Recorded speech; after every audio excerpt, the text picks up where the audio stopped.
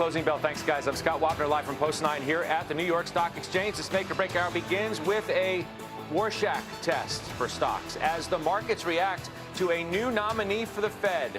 We'll discuss what Kevin Warsh means to some big-time trades in this market, and they are moving sharply today. In the meantime, we show you the scorecard with 60 to go in regulation. Stocks, they've been red all day long, and some very, very popular trades have been unwinding a bit.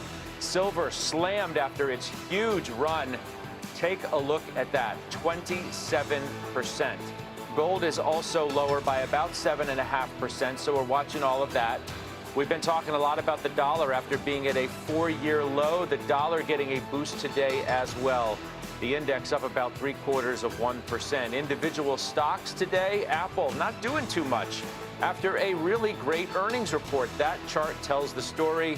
We will ask Morgan Stanley analyst Eric Woodring if there is more to that story when he joins us in just a little bit. It takes us to our talk of the tape, the road ahead for stocks with a big unknown now revealed. Let's welcome in our panel today, CNBC contributor, Fund Strats Tom Lee, and the Wharton School professor of finance, Wisdom Tree chief economist, Jeremy Siegel. Gentlemen, it's great to have you. Professor, I'll start with you. You call this an excellent choice of Mr. Warsh, your first pick. Why?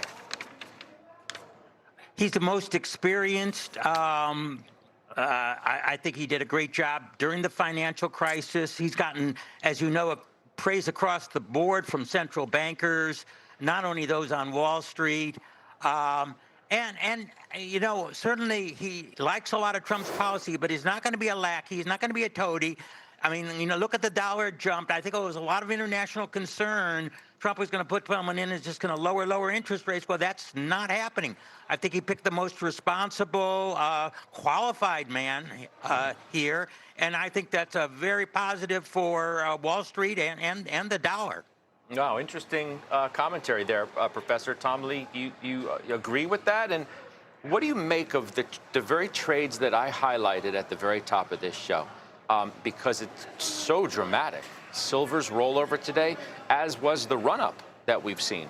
Yeah, well, I think it is a good choice for Fed share, and the move in gold and silver today, it's an interruption. So clearly the market is rethinking the implications of a new Fed share. I think the timing was a surprise because it all kind of came out last night, and I think it's very healthy, actually, for silver and gold to be seeing some profit taking, because that was a juggernaut trade that I think in many ways was like a vortex sucking risk appetite from everything else into those two trades. You think those two trades are done? I mean, you talk almost as if you think this is merely a pause that might refresh. The velocity of the move out of silver today is somewhat startling to look at. The market's not supposed to act that way. Yeah. I don't care what happened back in 1980 or whatever. It's not supposed to do this. That's right. You know, I think there is some fundamental reasons for silver to be rising, and gold is, of course, now should hold a place in someone's portfolio. But those were parabolic moves. I think you're right, that could look like blow-off tops similar to 79.80. We won't know with the fullness of time. Okay, Professor, what do you make of those trades? We often talk so heavily about stocks, and we will. But these are the moves that have grabbed everyone's attention. Gold, silver, dollar, probably find a few other things too.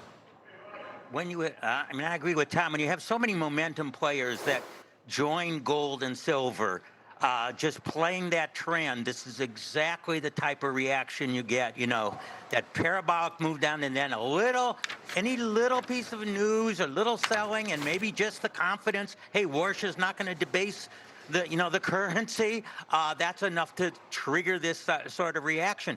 This could be the high for quite a while, but I still think that, I agree that, having a sliver of gold or some gold in your portfolio is probably still a good idea. I mean, it is a good counter-cyclical asset. It does diversify against risk assets. Okay, so Tom, your call on the market has consistently been that you think we're going to have what you describe as a three-phase market. You have great start to the year, and in all respects, we've seen that. We've hit record highs this week again on the S&P. You're going to get a drawdown. You've even used the words bear market, and then we're going to get a nice ramp into year-end that you think can get us to 7,700 by the end of the year on the S&P. Explain. Well, it has been a good start, and as you know, many people kind of follow what markets do in January because that sets the tone for the year, and we're on a positive start, plus the first week was positive. It's a good omen. So I actually think our 7,700 is probably low. I think the S&P could maybe even do 8,000. We're not sure. But we also know that there's a few things that need to be digested. 3 years of good gains, a lot of good news is priced in. There could be a policy shock. There's been a lot more, and maybe part of it is the White House picking winners and losers in front of the midterms. And the third is that we have a new Fed that the market is going to test. And I mean, today's a taste of it, right? That we have an announcement of it, and the market's already picking winners and losers among commodities or assets or dollar. So I think those can contribute to a drawdown. Last year, it was a policy shock that took us down 20%. Professor, how does that summation from student Lee sound? Yeah. Tom is gutsier than I am in making short-term predictions. He has actually a fairly good record. I would like his opinion. I mean, we do see rotation. I mean, the AI phenomenon is magical. Might this be the first year in 3 years where we see the other 493 stocks outperform or not? I'm calling. I wouldn't be surprised if the S&P only did 5 to 10% this year, but the non-Mag 7, the rest did 10 to 15 or even more. It's really hard to say when that might come, and AI is still booming, but I think. I would like to know his opinion. Is there more competition, more doubts about adoption, more fear that there could be a technological breakthrough that might penetrate some of the moats of these great stocks? Do you want to answer that? Because you're pretty bullish, these names. Yeah. Well, one, all of them are linked to the importance of AI, and as the tentacles in AI grows, they all benefit. I think a lot of the progress in AI is invisible at the moment. That's why markets are kind of questioning things like what Microsoft reported. But I think that those invisible gains then lead to productivity. But it's at the same breath, this year, I think the market is broadening because we've seen a lot of other trades work besides the Mag 7. And it's not a bad thing. I mean, that to me is not late cycle. A broadening of the market is as a mid-cycle phenomenon, right? Because basic materials are doing well, small caps are doing well, a lot of industrials and healthcare. So that's a sign of a broader market, which is the other 493. It's a sign, I guess, Professor, of what some would describe as a run-it-hot economy. That is a run-it-hot stock market, and all those cyclical areas are the ones that would do well. Now, normally after we would get a few of the mega cap earnings reports, I would ask you, well, what did we learn about the mega cap stocks this week?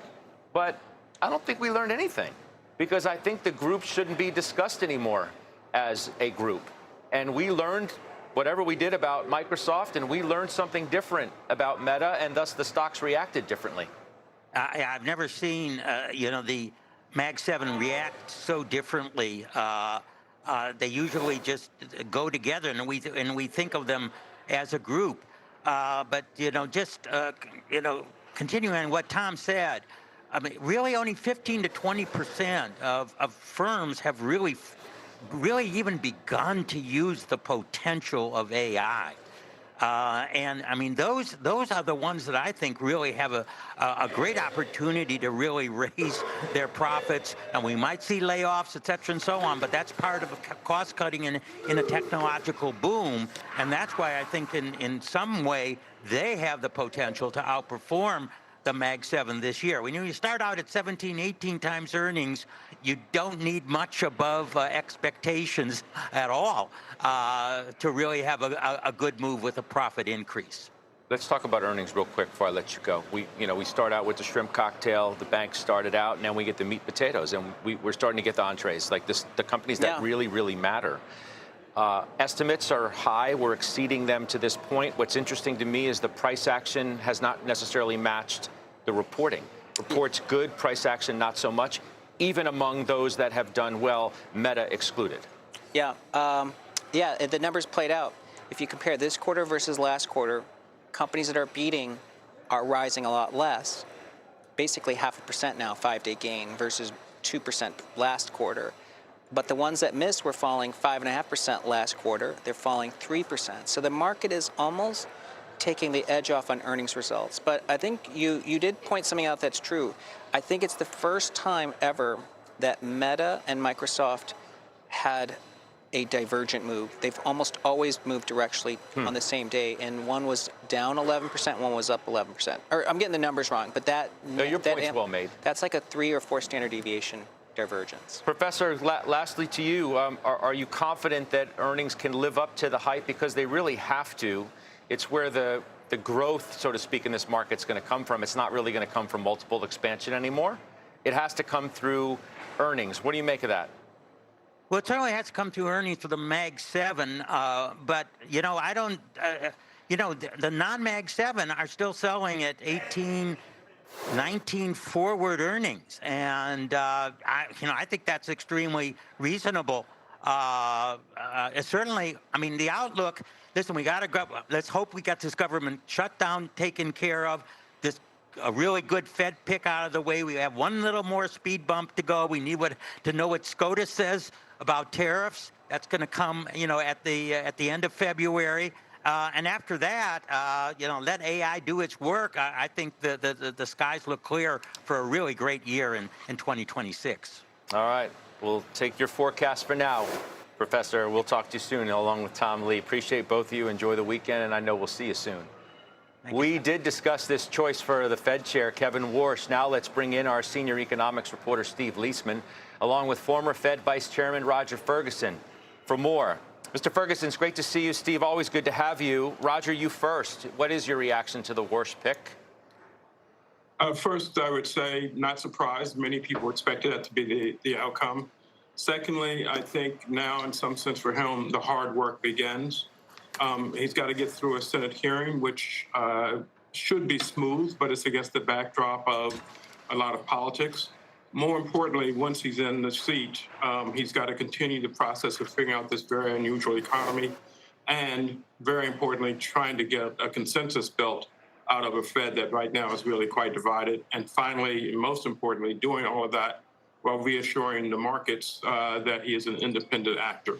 So, good choice, and now I'd say the harder part begins. Okay, Steve, a lot is being made, obviously, of Mr. Warsh's views, not only of the Fed itself over the years, but his calls on inflation that didn't come to fruition at a time when the labor market was softening. I thought it was interesting. I saw from Renaissance Macro, now they're frequent guests on our program, and they put on social media, quote, Kevin Warsh has been a monetary policy hawk his entire career. And most importantly, during a time when the labor markets fell out of bed, his dovishness today stems from convenience. The president risks getting duped. I read that because I want to ask you, does Warsh need to run from his past? Can he? Is there anything to emerge from? I think Roger sort of said it. I'm going to say it a little differently, which is what Warsh needs to do is leave his dogma at the door. And I think that's really the key. He has been, he is a member of the Hoover Institute, and I went out to their annual gatherings every year, and every one of them, every time, there he is, I think that maybe at the Hoover Institute, I don't know, but they're all, no matter where the Fed was, it wasn't tight enough. If the Fed was easy, they should have been tighter. If the Fed was tight, it should have been tighter still.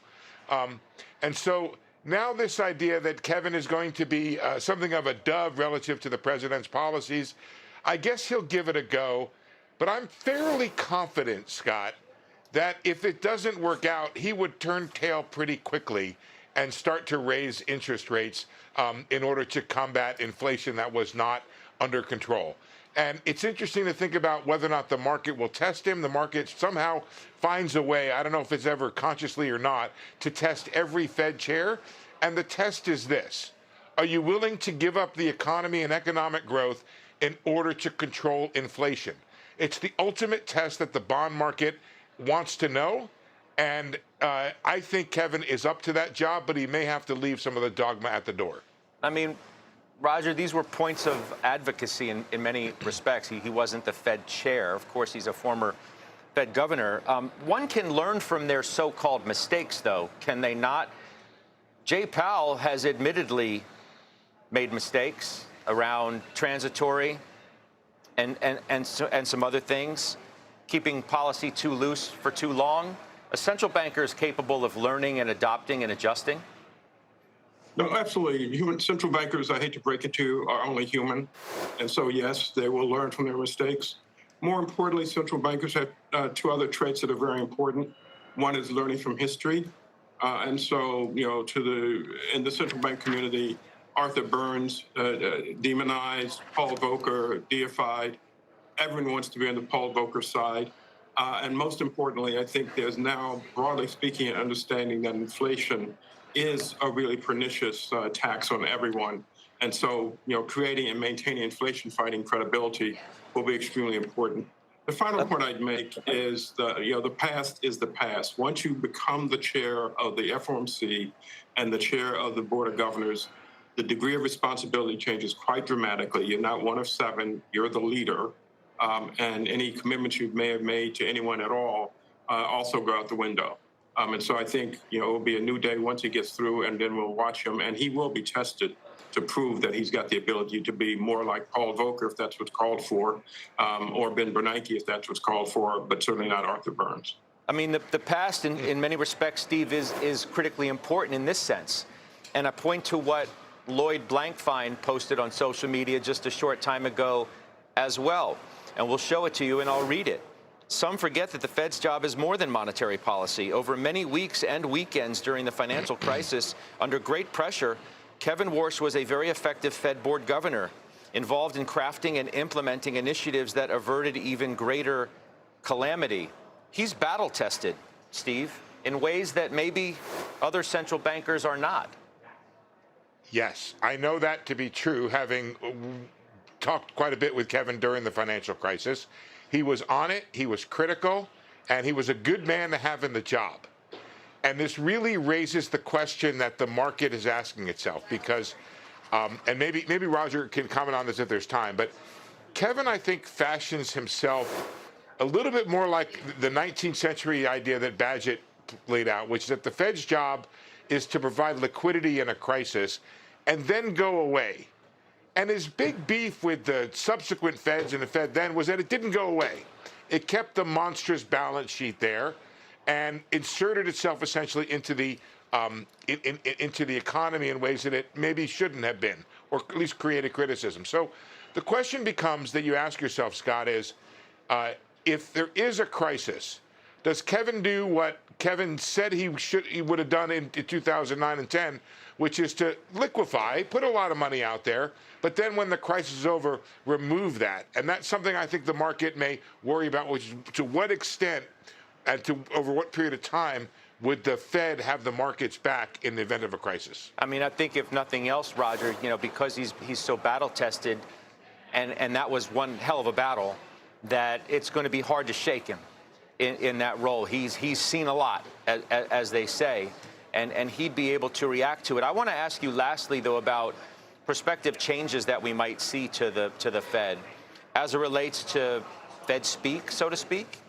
and guidance. He thinks you all talk too much when you're in the job. Do you think that needs to be changed? And do you think that forward guidance should go away? I think forward guidance has a place, but I would discourage everyone from using it too much. And what we've seen right now is in times when the economy is in transition, the Fed is uncertain about its policy, it's best to be honest and say, we don't know. And I give Jay Powell and his colleagues a great deal of credit for letting go of forward guidance when it made no sense, and focus in on the reality of where they really are, which is data dependent. So I'd argue forward guidance is a tool in the toolkit. It should be used when it's appropriate, and set aside when it's not. And the idea here is to not be very dogmatic, but to be very pragmatic in order to get the job done. I mean, Steve, lastly to you, Fed speak is good for us, maybe not so good for you. I mean, if it goes away, that would not be great for a senior economics reporter, because you like to soak in everything you can get from these folks, and it helps you shape how they may be thinking about policy decisions that could impact the markets and the economy that you cover so closely. Yeah, I, as a matter of religion, do not believe that Fed officials talk too much. But But here's the thing, Scott. I actually just wrote a whole magazine piece about this in International Economy magazine. What's weird about all this, Scott, is it works. Somehow, leading up to the meeting with 19 different people giving multiple speeches in the intervening period and all this data coming out, the market is fairly able, with little volatility, to suss out what the Fed is going to do. And I think that if you're going to have transparency, which is a democratic responsibility, it also provides for better monetary policy. Because while if you complain about all the people talking now, let's remember the time, and I happened to be a young reporter at the time, when they didn't talk at all. And I'm not sure, and no, I am sure, that was worse monetary policy when we didn't know what they thought. Now we know what they think, and we do better monetary policy. So there. We'll leave it there. That's a good point to make lastly. Steve, thank you. Roger, we'll talk to you soon as well. Appreciate both of you. Let's send it now to Christina Partsenevelos for a look at the biggest names moving into this Friday close. Hi there. Hi, let's start with Verizon shares because they're on pace for their best day since October 2008 after beating expectations in the fourth quarter and delivering full-year profit guidance just above estimates.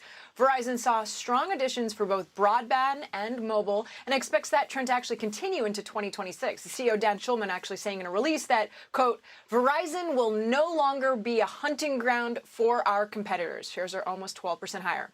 Meantime, Western Digital is lower despite a Q2 beat and guidance better than expectations. Analysts at Cantor Fitzgerald cited high expectations for this memory storage company into the print following strong earnings from competitor Seagate that came out earlier this week, but nonetheless, shares are down 14%. Last but not least, KLA Corp also on pace for its worst day since October 2024, despite beating estimates in Q2 as its outlook just really disappointed analysts, especially compared to peer Lam Research.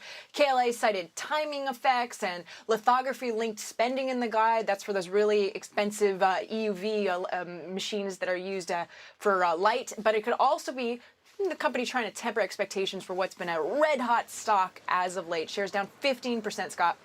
All right, we'll see you in a little bit. Christina, thanks. We're just getting started here. Coming up next, the star Apple analyst Eric Woodring. He'll join us with his first take on those Apple results.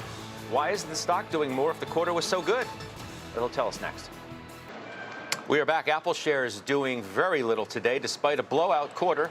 For more on why that is, let's bring in Eric Woodring. He covers that company for Morgan Stanley. It's nice to see you. Welcome back. Thank you for having me, Scott. I mean, they literally invented the words blowout quarter for what Apple just did. And yet the stock is doing absolutely nothing. Why? The market doesn't like uncertainty. And coming into earnings, I think we all expected a blowout iPhone quarter. I think it was more than a blowout iPhone quarter, quite frankly. But the uncertainty still lies around memory costs and the impact that memory costs will have in the future. And Apple didn't really ring fence the risk that's associated with memory costs beyond the March quarter. So frankly, I think you should feel a little bit better after that quarter because the March quarter gross margin guide was frankly fantastic given everything that is going on. But at the end of the day, we don't know what's going to happen in June. There are a lot of different outcomes that we could foresee, and the market doesn't like uncertainty. So despite a, quote, blowout, we think it's going to take 90 days before Apple could really get some traction back in shares, just because this uncertainty will linger until we get to next earnings in late April. I mean, it's interesting when you talk about memory being such an issue. That almost tells me that I need to look at the trajectory of Micron stock and others in that space, which obviously you don't cover, to see what they're doing. They've gone parabolic for a reason. The same reason that Apple is being hurt, you suggest, by those rising costs. Yeah, that's right. And again, I've been fairly vocally cautious on my entire group. I have more underweights than overweights at this moment, simply because my company's IT hardware, they are huge buyers of memory, and memory prices have gone parabolic. And while we can absolutely make the claim, and I believe at this, that Apple is better positioned, right? They have pricing power. They're clearly going through a product cycle. Over 40% of gross profit comes from high margin services, completely unaffected by memory prices. The fact of the matter is that everybody that buys memory chips is paying more. That doesn't matter if you're the largest hyperscaler, the largest consumer electronics company or the smallest company that buys memory. Everybody is paying more. So it is a risk. But again, I think you can feel better. That's why Apple stock is at least up today, despite most of my group being down, because you did have a blowout iPhone quarter. You did get a good gross margin guide. We are hearing about better mix, but there's still uncertainties. You just can't put that to rest when we don't get much information beyond the March quarter. Can you make the leap that says, because the quarter was so good and the iPhone remains so strong, that it just buys the company more time to get AI right, that this, at the very minimum, puts somewhat of a floor under the story because their bread and butter product remains so robust? Sure, I think that that's fair. And again, we're talking kind of about short-term dynamics. And if you take a big step back, we're big believers that Apple can go through multiple years of iPhone growth here as you come out with multiple new form factors, a foldable this fall, the 20th anniversary iPhone 18 months from now. There's pricing tailwinds. Again, we think Apple has pricing power. China was up 38% year over year. One of the best quarters I've seen in China, from China in several years. And then AI is just kind of this question mark, right? We know that they now have a partnership with Google. That's fantastic. The underlying foundation model will be driven by Google Gemini, so there's credibility behind that product. But for me, when I think about Apple and AI, first and foremost, they're a product company. They have to sell good products, and then they have to monetize that with services over the long term. AI potentially can be a new monetization tool. It's the question that I asked on the earnings call last night. But it's very hard to convince consumers, the average consumer, to buy a product because of software. You usually buy it because it looks different, it feels different. But underlying software changes are hard to sell to the average consumer. I think Apple, when we get to the developer conference this summer, their message on AI really has to be specific. What can I do different with this technology on my Apple devices that I haven't been able to do before and that I can't do on any other platform and any other device? I think that is really left to be seen. It's not in the stock price today. It is an upside call option, but I don't think we can give Apple any credit for AI today simply because there is too much that is a question mark, quite frankly. But do you feel satiated of sorts by the answer you got to that question on the call? And what was it? No, but at the end of the day, Apple is a product company. iPhones are going to grow about 22% this year. That is the best year since 2021. Services is growing kind of that low teens, low double digits, which we needed to sustain to get that positive mix shift for gross margins. And we'll learn more about AI in the future. Apple, to be fair, never shares future details on products or software innovation. So I shouldn't expect them to give me information. Do I want it? Of course, the entire market wants it, but we have to be patient. That's just the name of the game here. All right, you always give us important information to think about. Eric, thanks. We'll see you soon. Thanks so much, Scott. Hello, everybody. I'm George. This is Blue Cloud Trading. We just saw some clips from Closing Bell from Friday's episode. There was Tom Lee and Jeremy Siegel sharing their thoughts on the markets. And what we're going to do is we're going to analyze some of those stocks and ETFs that they talked about. And we're going to look at these specific ones here, okay, that they talked about. And we will also look at the S&P 500, the Qs, FEZ, Dow, Russell. I've already done a review of these actually on Friday in another video, so I'm just going to go quickly over them and maybe try to find some nuances, some different things that are happening that I kind of noticed actually today when I was looking at the S&P 500, for example. And what you'll notice here, we're using the Ichimoku indicator, and it's comprised of these 5 lines. You've got the green line here, which is the Tenkan-sen. It's the midpoint of the last 9 periods. Okay, you get the Kijun-sen, the red line. That's the midpoint of the last 26 periods plotted right there. And then these two moving averages create. Let me just get rid of this line here. These two moving averages actually create the single span A. So here's how it works. They take the midpoint of the 2 moving averages here and project that 26 periods into the future. And that's how that line is created.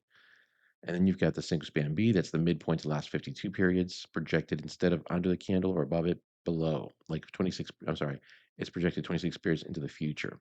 Okay. Then you've got one last line. It's the white line there called the Chiku span. That's actually the current price. Okay, it's the current price. Instead of a candlestick, it's a line form projected 26 periods into the past. We want that white line to be above the candle. We want the green line, uh, we want that white line to be above the candle 26 periods ago. That's a bullish signal, unlike over here, for example. You can see how that led to a decline. We want price to be above the moving averages, of course, the green line, the red line, and the cloud. And then you have a bullish pattern here. And all the indicators here tell us that this is a strong uptrend for this buy. Now, one thing I noticed is, take a look at the green line. You see how it was going flat for quite a while. It's now starting to edge up. I think we're very, very close to breaking that 696 level this coming week. All we need is just a little bit of positive news to help break through and some volume. Because volume you can see down below. I'll just show you down here. Has been kind of stagnant. It's been very average, around the 50-day moving average. We want to see a nice big green candle, and we want to see that price breakthrough. It looks like it's about to. I mean, even the Kijun is moving up. All right, the cloud itself is becoming bullish here. Single span A is moving up. Single span B is still slightly flat, but overall, I like what I'm seeing there with the S&P 500. That's the weekly chart you're looking at, and then of course there's the daily, which again you're seeing some support right there at the moving averages. So I do like that. Now here's a QQQ ETF, and let's look at that on the weekly chart. Same situation. Even the Qs are looking a little bit more bullish because again the moving average here is moving up. The Tenkan-sen, the Kijun-sen is also moving up. And we're right at the edge. We're right on the head here of the 637.01 that we need to break through. So I think we're almost there. I think this is the apex right here. Here's another interesting thing I noticed down below here. The positive DI9 is starting to cross above the negative DI9, and that's also very bullish for the Qs. All right, so we've got a lot of things happening here. And then if you look at the daily chart, we were down 1.2% on Friday, but the other positive thing that I noticed is the fact that we held up above the 9 period and the 26 period, which are currently at the same exact level. And that happens sometimes because these moving averages, unlike most moving averages, they can flatten out for extended periods of time, like they did right here. And so the Qs on the daily chart, yeah, they're flat, but again, on the weekly chart, we're seeing that both of them edge up. The Euro stocks FEZ, those are also looking pretty. They're already in a very bullish situation here with the weekly chart. You can see breaking through that $66. So the European stocks aren't waiting around. They already broke through. They did create a reversal type candle here on the weekly, and here it is on the daily, but it's finding support right at the moving averages. The Dow Jones on the daily chart is going sideways, but let's look at the weekly chart. That too, the single span A is, I'm sorry, the Tenkan-sen is moving up. The Kijun-sen is moving up. The cloud itself is very bullish. All right. All of those elements are giving us the very positive information. The Russell 2000, same thing here on the weekly chart. In fact, the Russell, it's been actually, you can see here it was flat right there, the Kijun-sen and the Tenkan-sen, and it started to edge up right there on that candle um, from, let's see, January 9th, right? It broke through that 258.20. So if you look at the big picture here, the weekly chart, the Russell 2000 is still the strongest, okay, as far as the momentum. And so, yeah, it's true. Jeremy Siegel was talking about how the small cap stocks are more likely to benefit from AI. That kind of makes sense in a way. That they have potential to like grow significantly um, with the use of AI. So I think Russell 2000 will do quite well. Here's a daily chart. They're pulling it. Russell on the daily chart has pulled back, but found support at the Kijun-sen. So if we get a nice bullish candle, that's going to give a nice, and it can break back above the 9 period. I think that's going to give us a nice buy signal again. Um, and the VIX, I mean, it was up a little bit, but then look, it just kind of dropped. The second it reached the cloud, it dropped, got back under the 200. Yeah, it stalled at the Kijun here, but we want to see that volatility dropping, and it did in fact. It went from that point on Thursday of 1696. It reached a high here of 1929, and then basically came back down to 17.44. So I like that. Now, let's look at some of the stocks they talked about, like Apple, for example, which is up was up 0.46% on Friday, but has not really performed that particularly well. In fact, look at the weekly chart here. If you notice, the Tenkan here has been stair-stepping its way downwards. Do you see that? Okay, so that's not a good signal. Now, it did find some support right at the Kijinsen, and then we did get this little bounce this last week, right? So price did gap up, it moved up.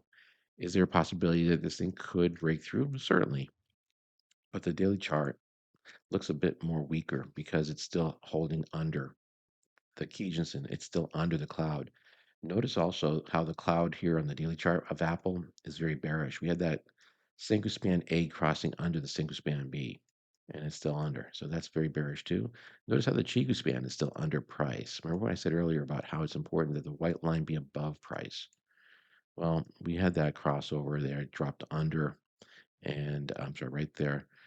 And that's not good. That's not good. That happened back on November 24th. We got a signal with a Chigu span on November.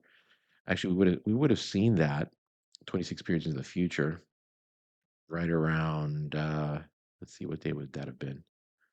We would have seen that right on November 24th. That signal of the crossover would have been over here, and you can see how prices dropped. Very interesting. Okay, let's take a look at the granny stocks.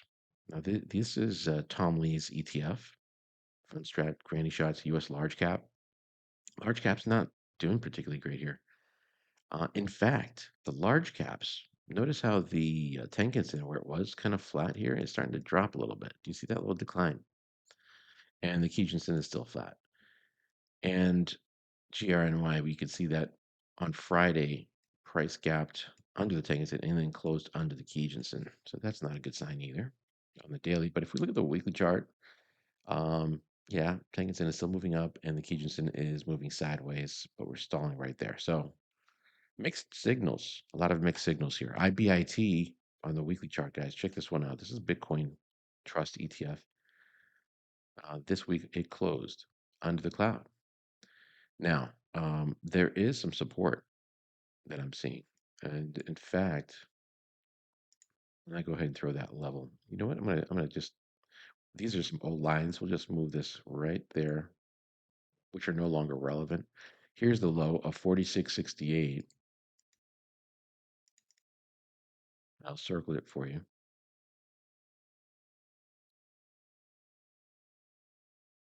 Okay, do you see that right there? That low from that candle. Price moved up, came down, found support at 46.68. There will be another level of support if it breaks through this, right around there at the low of 42.98. So you got a couple of support levels where price might be held up.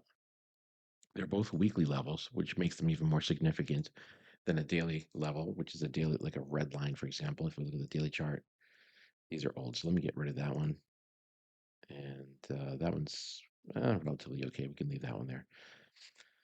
So here we are.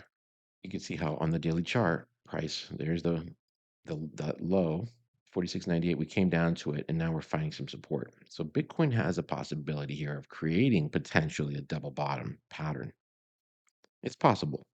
No guarantees. This is a good sign that we got a bullish little spinning top. We've talked about those candles. This is what they look like, where the wick on the top is equal to the length of the wick on the bottom, and it's a small little body. And when you see that specific candle after a pullback at the bottom of the move, that's when it's bullish. If you see that exact same candle, and especially if it's red, the little body is red, like this one on the bearish side here, and you see that after prices moved up, it's the opposite. There's a higher probability. Okay, what this basically represents is indecision, right? Neither the buyers nor sellers were able to come to a conclusion here, or there were no winners, right? And so the very next day, there's a higher probability that we see a reversal take place.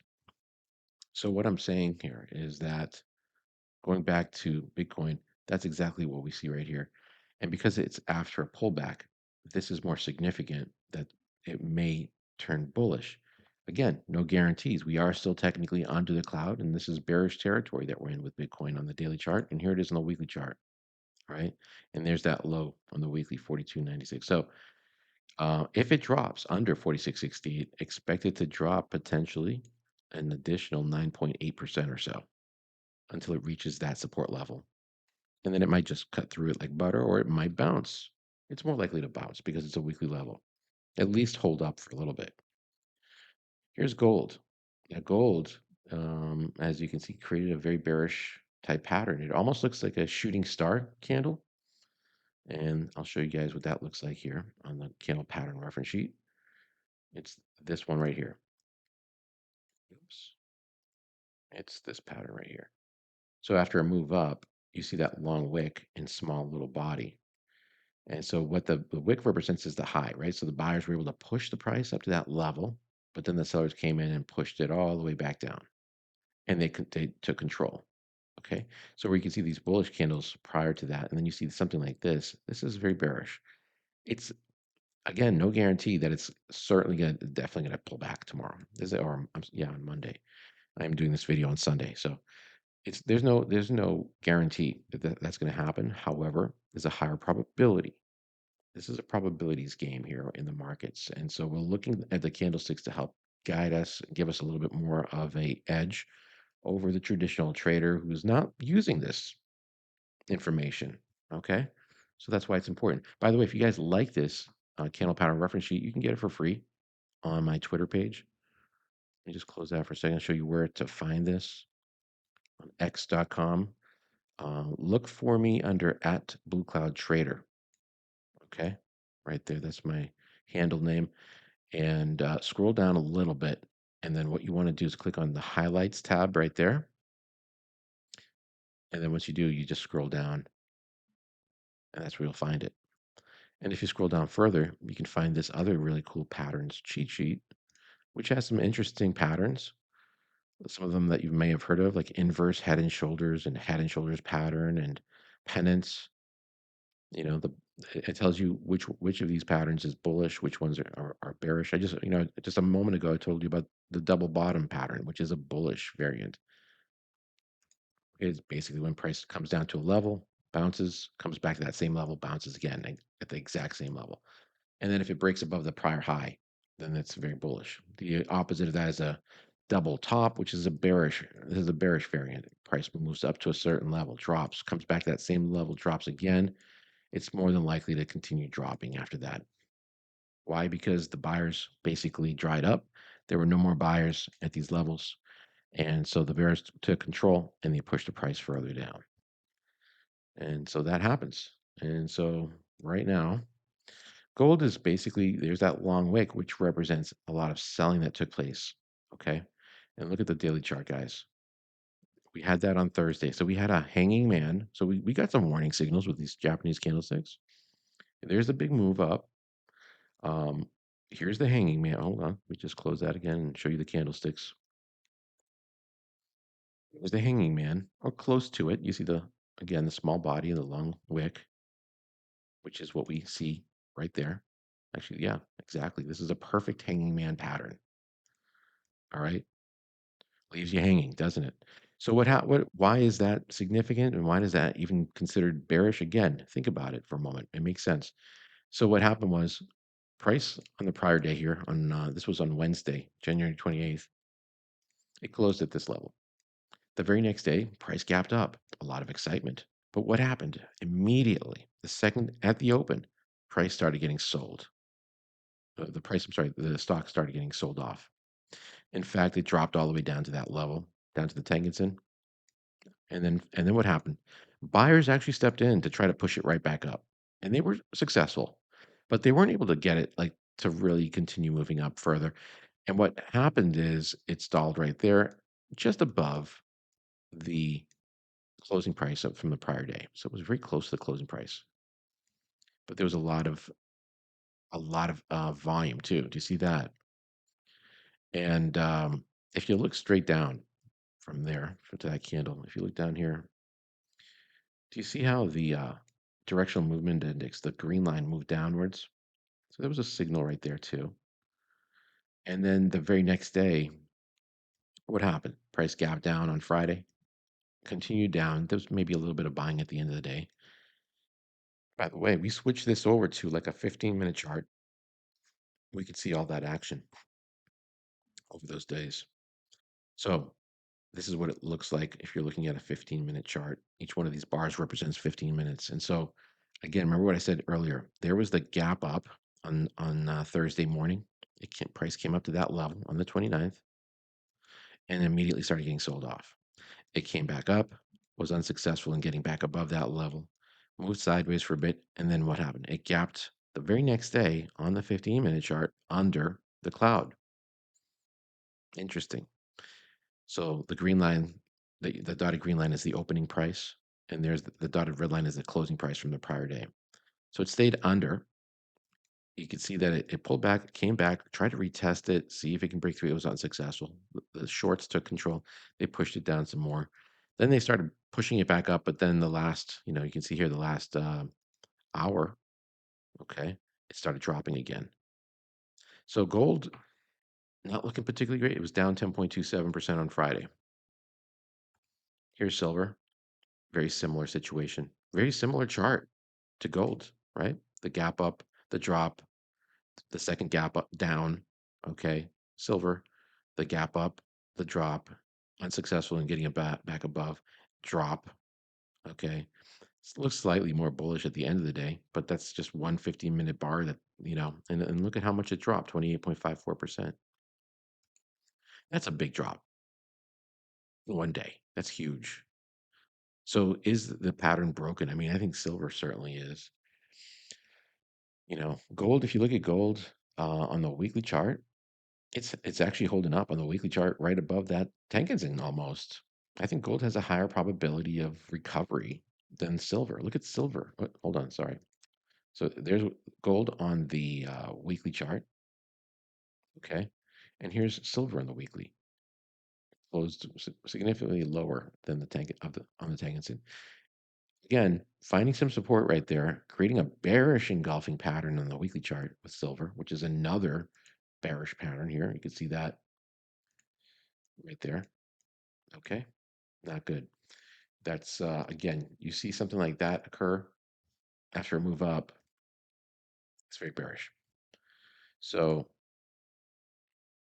we'll see what happens this coming week. All right, let's look at some of the other things they talked about. Well, they didn't actually talk about Bitmine immersion, but I thought I'd bring it up because it is Tom Lee was appointed the chairman of Bitmine Immersion Technologies back on June 30th, 2025. You can see the big jump there once he became chairman. Pivoted to focus on building an Ethereum-centric treasury aiming to become the MicroStrategy of Ethereum. So big investments in Ethereum, okay, which is, of course, crypto.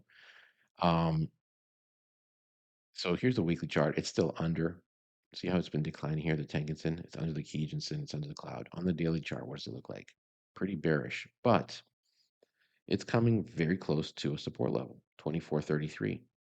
It's based on that candle right there. The low of that candle is $24.33. It's from November 21st of 2025.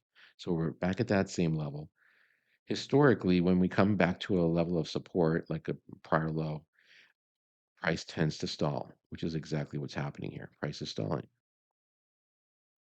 If we look at this on a 10-minute chart, okay, you can see, yeah, it stalled around that. It doesn't necessarily have to hit that level, but it's super close to it. And then we had on the 10-minute chart, I'll make it a 15-minute just to show you. We can see that double, it's a tweezer bottom pattern on the 15-minute chart.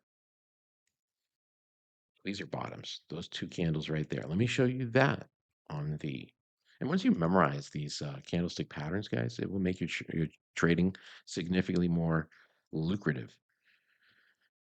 So why is it? Here it is. Tweezer bottom. Oops. Tweezer bottoms. Let me get there we go. So let's just highlight it. It's when you have the wicks at the bottom around the same level. They don't have to be perfect, but you can see that the wicks are around the same level. That means that the lows, they found their low and found support, and then you can see the next day it moved up. Now, here we had the lows right there. Boom, boom, And the very next day it moved up, got above the Tengen-sen, pulled back again. We had a bullish engulfing pattern, then a bearish harami. Again, this is a 15-minute chart. You're going to see a lot of different patterns happening on those shorter time frames.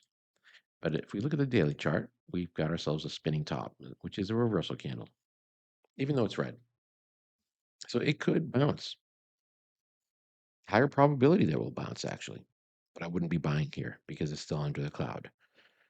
All right, let's look at the next one. KLAC, KLA Corporation. Look at this one. Took a big dive, down 15.24%. That's in the semiconductor equipment and materials industry. Big drop. So it went from this level here where everything was looking beautiful down to it dropped, overnight, after hours, 8%, and then it just continued to get sold off. You can see the big volume bar right here too. That represents a lot more selling. 2.8 million shares were traded on Friday. Here's the weekly chart. Again, we had a bearish. We got a warning last week, right there. So holding into earnings when you have a warning signal, you're taking a bigger chance in that situation. So do you see how that could be potentially something that could have benefited you? About making your decision about whether you should be holding a position into earnings or not. So that there was a warning. That candle was finalized on January 23rd. And then the very next week, you can see here, we dropped, we moved up and then dropped all the way down, creating this shooting star. Now it did stall at Tengen on the weekly chart. Could we get a recovery? Certainly. But right now, I don't like on the daily chart. It just looks very, very bearish. I would not be jumping into this yet. WDC, Western Digital, also dropped on the daily chart on Friday, down 10.12%. Here's the weekly chart. January 29th, they came out with their earnings. It created a shooting star type candle. It's still holding up above Tengen and Kijun, but again, on the daily chart, it does look a bit weaker. There was a little bit of buying happening here at the end. Let's look at the 30-minute chart. So there's that last 30 minutes. We had a bullish engulfing and price broke above. And if we can see that on a 5-minute too. That could be also after this, people were shorting it, obviously, right? You can see how it held under the cloud. And then towards the last, was it 5, 10, 15, 20 minutes or so, people were just closing their positions, which can of course, bring the price back up. So yeah, you can see the volume there increasing. So that's not really something to count on necessarily about that there's going to be a change in direction here. Verizon, on the other hand, was up 11.83%. Here we were back on Thursday. Earnings announcement comes out, bada bing, it gaps up, not just above the cloud, but above the 200-day and continue to move up. Here's the weekly chart, also looking very bullish. The cloud itself has not turned bullish yet, though. And that the cloud only turns bullish when the single span A, that light colored blue line, is above the purple single span B, like it was here. We had a negative crossover here that was caused by price dropping. And it hasn't really recovered. Now we do have a double bottom pattern right there that I talked about, right? You can see that very clearly. Price reaching this level, coming down to this level, and breaking right above that prior high. So that's all very bullish. And the volume was very strong. 239.5 million shares were traded. That's a lot. Quarter of a billion shares, guys. That's insane. Were traded in Verizon on Friday, which led to that big spike. So there is a higher likelihood that we're going to see a continuation, but there could also be profit taking that starts taking place on Monday. I mean, whenever you see the price of a stock move up that much, that quickly, and people have been holding in on this, especially if people who bought over here, for example, right around these levels at these highs, they want to just take their money at this point and just maybe potentially walk away from it. So we'll see what happens. UUP, the US dollar. We talked about that a little bit. Strengthened a little bit on Friday. You can see gapped up. It got back above 26.81. Now, that 26.81 is a weekly level. Let me show you. What's interesting about this is that goes all the way back to July 3rd, 2025, right there. So price bounced off that 26.81 level, came up here around the cloud area, and then dropped again. Found support around that 26.81 level.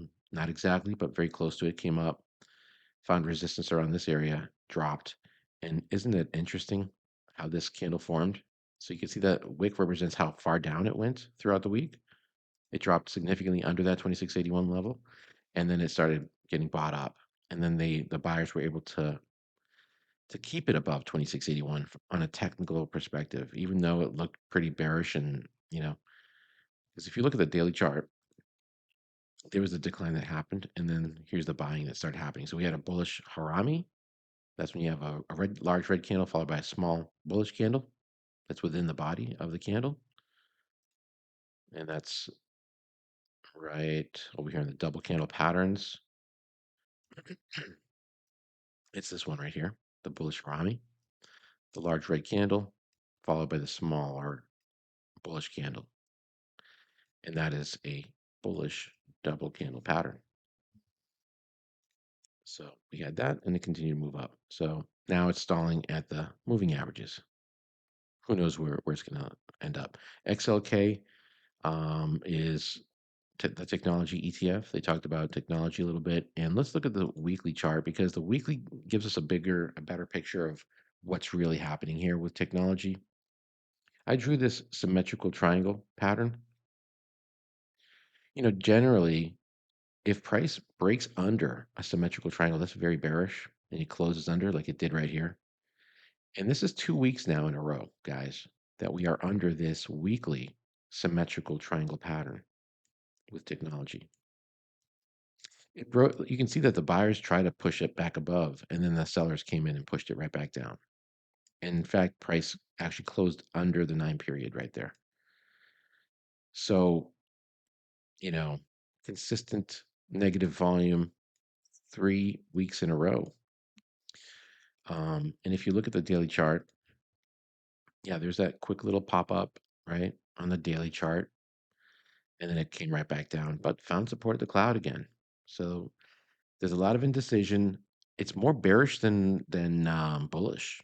The only thing that's bullish about this pattern, this whole situation, is the fact that we've got a bullish Ichimoku, which means that, okay, yeah, technically speaking, for multiple weeks we've been above these levels.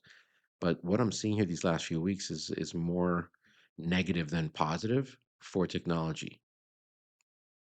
These are concerning. We do need to get back above, and maybe we will this coming week, but we won't know what is really transpiring with this pattern until Friday of next week because this is a weekly chart.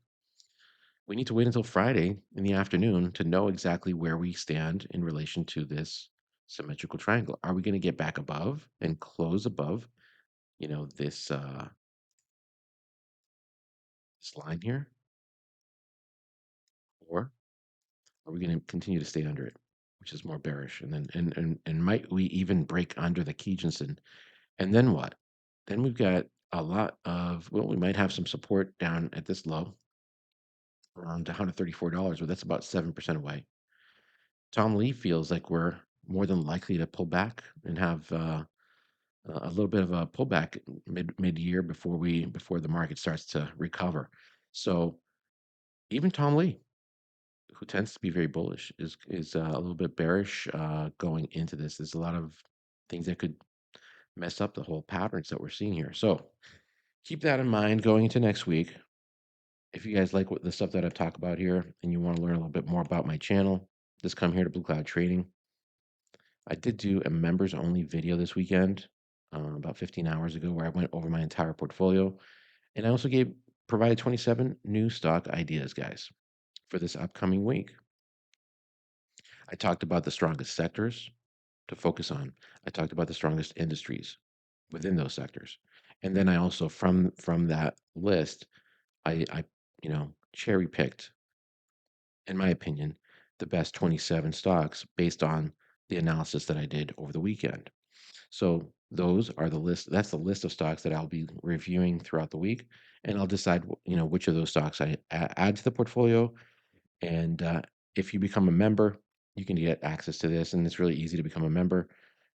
You basically, what you want to do is click the join button. So it is free to subscribe. Click on the subscribe button so you can, and notification bell if you want to get access to the future free videos that I do, like this one that you're watching. You can find them by hitting the notifications bell. And then click the join button if you want to get access to those member-only videos. You would have to choose Blue Cloud Trader level or above, which is the Blue Cloud Legend level. So either Blue Cloud Trader or Blue Cloud Legend level member to get those exclusive member-only strategy videos. And then if you want to get my daily trade updates, okay, this is the highest tier. Become a Blue Cloud Legend level member, and then you'll get access to those daily posts throughout the week that I post before the market closes with the trades that I've placed. And there's some more perks in there, like day trading videos that I've recorded, and you can request up to 3 stocks or ETFs be analyzed on an upcoming video once per month. All right, guys, that's going to do it. Thank you for watching. I will catch you all in the next video.